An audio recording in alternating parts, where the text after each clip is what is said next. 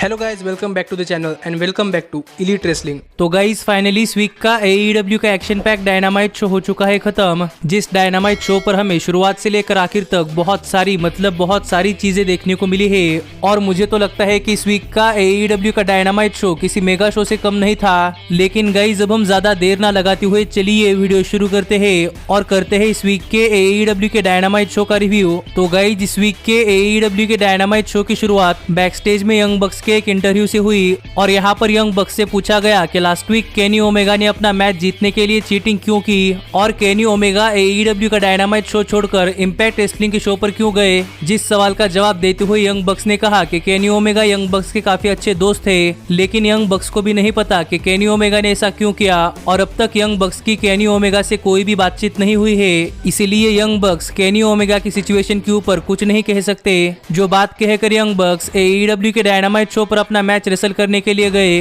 और इस वीक के डायनामाइट शो की शुरुआत में ही हमें AEW के मेंस डिवीजन से एक नॉर्मल टैग टीम मैच देखने को मिला, जहां पर यंग बक्स द हाइब्रिड 2 को फेस कर रहे थे। और अगर इस मैच में द हाइब्रिड 2 जीत जाती है तो फिर आगे चलकर यंग बक्स द हाइब्रिड 2 को उनके वर्ल्ड टैग टीम चैंपियनशिप्स के लिए एक टाइटल शॉट देने वाले थे। जिस स्टिपुलेशन के साथ हमें ये मैच इस वीक के AEW के डायनामाइट शो पर देखने को मिला, पर ये मैच शुरू होने से पहले ही हाइब्रिड 2 ने यंग बक्स के ऊपर अटैक करना शुरू कर दिया, जिसके बाद ये मैच ऑफिशियली स्टार्ट हुआ। और इस मैच की शुरुआत से ही द हाइब्रिड 2 ने यंग बक्स के वन हाफ मैट जैक्सन की नी के ऊपर अटैक करना शुरू कर दिया, क्योंकि गाइज हमें भी पता है कि मैट जैक्सन का नी इंजर्ड है। पर इसके बावजूद भी हमें इस मैच में यंग बक्स का बहुत ही बढ़िया कमबैक देखने को मिला और एक टाइम के लिए यंग बक्स ने जैक एवंस को द क्लेम के ऊपर फेंक दिया। पर इसके बाद पूरा एक्शन रिंग के अंदर आया और एक बहुत ही बढ़िया और बहुत ही एंटरटेनिंग मैच के बाद यंग बक्स ने द हाइब्रिड 2 के वन हाफ एंजेलिको के ऊपर अपना फिनिशर BTE ट्रिगर लगाया और यहाँ पर एंजेलिको को पिन कर यंग बक्स ये मैच जीत चुके हैं। पर यंग बक्स के मैच जीतने के बाद द क्लेम्ड यंग बक्स के ऊपर अटैक करने के लिए आ रहे थे, पर तभी यहाँ पर SCU आ गई और SCU ने द क्लेम्ड को यंग बक्स के ऊपर अटैक करने से रोक लिया। पर इसके बाद हमें आगे MJF का एक बैकस्टेज सेगमेंट देखने को मिला,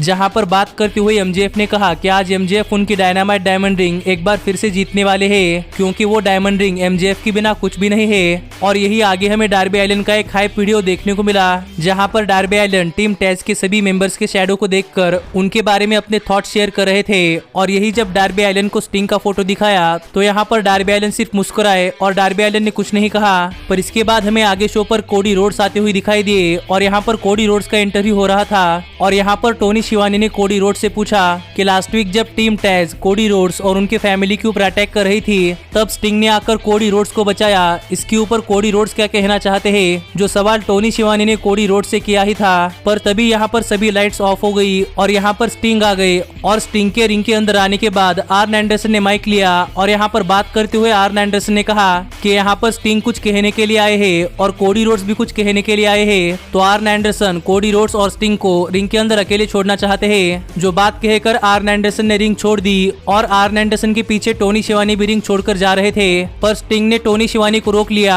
और यहाँ पर स्टिंग ने टोनी शिवानी को गले लगा लिया, क्योंकि गाइज ये दोनों बहुत पुराने दोस्त थे और इन दोनों ने ही WCW में एक साथ काम किया है। पर टोनी शिवानी के रिंग छोड़कर जाने के बाद कोडी रोड्स ने स्टिंग से कहा कि स्टिंग कोडी रोड्स के बचपन के हीरो है और जब स्टिंग कोडी रोड्स को बचाने के लिए आ गए तब स्टिंग को देखकर कोडी रोड्स बहुत ज्यादा सरप्राइज थे, क्योंकि कोडी रोड्स अपने चाइल्डहुड हीरो के साथ रिंग शेयर कर रहे थे। जो बात कोडी ने स्टिंग से कही, लेकिन यहाँ पर बात करते हुए स्टिंग ने कहा कि स्टिंग AEW के डायनामाइट शो पर कोडी के लिए नहीं आए, बल्कि स्टिंग AEW के डायनामाइट शो पर उस आदमी के लिए आए हैं जो कि वहाँ पर दूर बैठा है। ऐसा कहकर स्टिंग ने स्टैंड्स की तरफ इशारा किया और वहाँ पर डार्बी एलन बैठे थे, जिसके बाद कोडी ने स्टिंग को वेलकम बैक कहा। पर स्टिंग के ऐसे स्टेटमेंट के बाद कोडी रोड्स के वेलकम बैक में थोड़ा सा एरोगेंस दिखाई दे रहा था। पर स्टिंग ने कोडी से कहा कि कोडी हमेशा से ही स्टिंग के फेवरेट रहने वाले हैं और ऐसा कहकर स्टिंग ये रिंग छोड़कर चले गए। लेकिन हमें अब तक क्लियरली नहीं पता चला कि स्टिंग आगे AEW के डायनामाइट शो पर क्या करने वाले हैं। पर हमें आगे टीम टैज का एक बैकस्टेज सेगमेंट देखने को मिला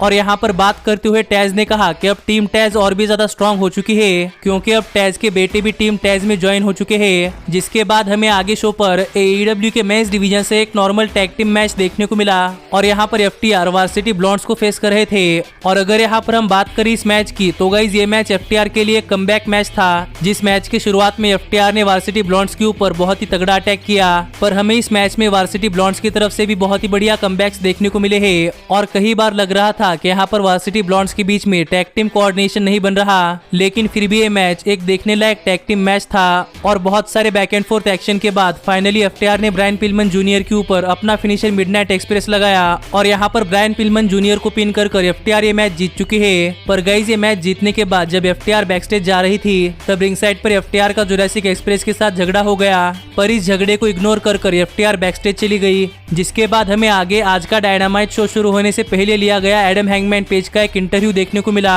और यहाँ पर इंटरव्यूअर ने एडम हैंगमैन पेज से कहा कि next week Adam Hangman Page Private Party और मैट हार्डी को एक 6 मैन टैग टीम मैच में फेस करने वाले हैं। पर फिलहाल तो एडम हैंगमैन पेज के पास कोई भी टैग टीम पार्टनर नहीं है। जिस सिचुएशन के ऊपर एडम हैंगमैन पेज बात कर ही रहे थे पर तभी यहाँ पर डार्क ऑर्डर के जॉन सिल्वर और एलेक्स रेनल्स आ गए और यहाँ पर इन दोनों ने कहा कि नेक्स्ट वीक को एडम हैंगमैन पेज के टैग टीम पार्टनर बन सकते हैं। जिस चीज के लिए एडम हैंगमैन पेज मान तो गए, लेकिन यहाँ पर एडम हैंगमैन पेज ने कहा कि हैंगमैन पेज सिर्फ एक टाइम के लिए डार्क ऑर्डर के साथ रहने वाले हैं और ये पार्टनरशिप सिर्फ वन टाइम के लिए है और हैंगमैन पेज कोई डार्क ऑर्डर नहीं ज्वाइन करने वाले। जो बात एलेक्स रेनल्स और जॉन सिल्वर ने मान ली और नेक्स्ट वीक ये तीनों ही एक टैग टीम का हिस्सा होने वाले हैं। पर इसके बाद हमें आगे डायनामाइट शो पर AEW के मेंस डिवीजन से एक नॉर्मल 1-on-1 मैच देखने को मिला और यहाँ पर डार्क ऑर्डर के नंबर 10 यानी कि प्रेस्टन वांस डस्टन रोड्स को फेस कर रहे थे। जिस मैच की शुरुआत तो प्रेस्टन वांस ने बहुत ही डोमिनेटिंग तरीके से की, लेकिन जब इस मैच में डस्टन रोड्स को कमबैक करने का मौका मिला तब इस मैच में अपना कमबैक कर डस्टन रोड्स ने प्रेस्टन वांस के ऊपर बहुत ही ब्रूटली अटैक किया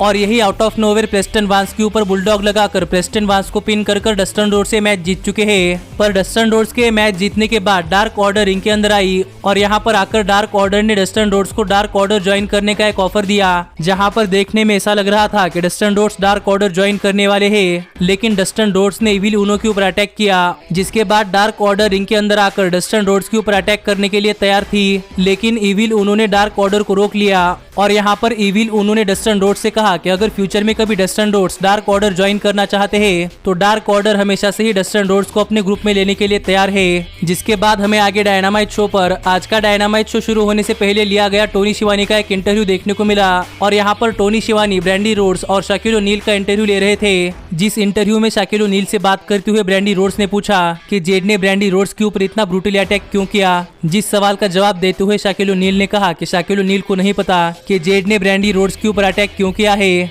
लेकिन फिलहाल के लिए अपनी साइड क्लियर करते हुए शाकिल ओनील ने कहा कि शाकिल ओनील इंटरनेट पर जो कोडी के खिलाफ एक मैच रेसल करने का टीज कर रहे थे वो सभी शाकिल ओनील का एक मजाक था और यहाँ पर शाकिल ओनील AEW के रेसलर्स के साथ मजाक कर रहे थे। पर फिर भी शाकिल ओनील के मन में AEW के रेसलर्स के लिए बहुत ज्यादा रिस्पेक्ट है, जो बात यहाँ पर शाकिल ओनील ने क्लियर कर दी है। लेकिन यही आगे जेड के ऊपर बात करते हुए शाकिल ओनील ने ब्रैंडी रोड्स से कहा कि ब्रैंडी रोड्स को अब जेड से बचकर रहना चाहिए क्योंकि पता नहीं जेड कब ब्रैंडी रोड्स के ऊपर अटैक कर दे। जिसके ऊपर गुस्सा होकर ब्रैंडी रोड्स ने शाकिल ओनील के ऊपर पानी फेंका और ब्रैंडी रोड्स यहाँ से चली गई। जिसके बाद हमें आगे डायनामाइट शो पर इनर सर्कल का एक सेगमेंट देखने को मिला और यहाँ पर क्रिस जेरिको फाइनली डिसाइड करने वाले थे कि इनर सर्कल ग्रुप रहेगा या टूटेगा और यही सबसे पहले बात करते हुए MJF ने कहा कि MJF इनर सर्कल ग्रुप नहीं तोड़ना चाहते, क्योंकि अगर MJF इनर सर्कल ग्रुप तोड़ना चाहते होते तो फिर MJF इनर सर्कल कभी ज्वाइन ही नहीं करते। जिसके ऊपर बात करते हुए ओर्टिज ने कहा कि ओर्टिज को MJF के ऊपर बिल्कुल भी भरोसा नहीं है, पर फिर भी क्रिस जेरिको ने MJF को इनर सर्कल के अंदर रिक्रूट किया है, इसलिए ओर्टिज चाहते हैं कि सैमी गेवेरा और MJF एक दूसरे का हाथ शेक करे। जिसके ऊपर बात करते हुए सैमी गेवेरा ने कहा कि सैमी गेवेरा MJF का हाथ तो शेक करेंगे, लेकिन एक ही शर्त पर कि अगर MJF आगे कोई गलती करते हैं तो फिर Sammy Guevara Inner Circle group quit कर देंगे। जिस शर्त के ऊपर सैमी गेवेरा ने MJF का हाथ शेक किया, लेकिन यहीं पर बात करते हुए जेक हेगर ने कहा कि जब से वार्डलॉ ने इनर सर्कल ग्रुप ज्वाइन किया है तब से वार्डलॉ जेक हेगर को घूरे ही जा रहे हैं। जिसके ऊपर बात करते हुए वार्डलॉ ने कहा कि वार्डलॉ जेक हेगर को नहीं बल्कि जेक हेगर वार्डलॉ को घूर रहे हैं। पर फाइनली क्रिस जेरिको ने ये भी प्रॉब्लम सॉल्व कर दिया और अब इनर सर्कल फिर एक बार साथ आ चुके हैं। जिसके बाद बैकस्टेज में FTR का इंटरव्यू हो रहा था और यहाँ पर बात करते हुए AEW के फुल गियर पेपर-व्यू में यंग बक्स के हाथों अपने वर्ल्ड टैग टीम चैंपियनशिप हारने का पूरा ब्लेम कैश व्हीलर अपने आप के ऊपर ले रहे थे। लेकिन यहाँ पर टली ब्लैंचर्ड ने कहा कि कैश व्हीलर को अपने आप को ब्लेम करने की जरूरत नहीं है, क्योंकि उस मैच में टली ब्लैंचर्ड रिंग साइड पर नहीं थे, इसीलिए ये सब टली ब्लैंचर्ड की वजह से हुआ है। लेकिन यहाँ पर बात करते हुए डैक्स हारूड ने कहा कि कोई बात नहीं, क्योंकि अब FTR दोबारा से विनिंग स्ट्रीक के ऊपर जाकर अपने वर्ल्ड टैग टीम चैंपियनशिप्स दोबारा से रिक्लेम करने वाले हैं। जिसके बाद हमें आगे शो पर AEW के मेंस डिवीजन से एक 6 मैन टैग टीम मैच देखने को मिला और यहाँ पर लांस आर्चर और लूचा ब्रोज मिलकर एडी किंगस्टन के फैमिली यानी कि एडी किंगस्टन और बुचरॉल ब्लेड को फेस कर रहे थे।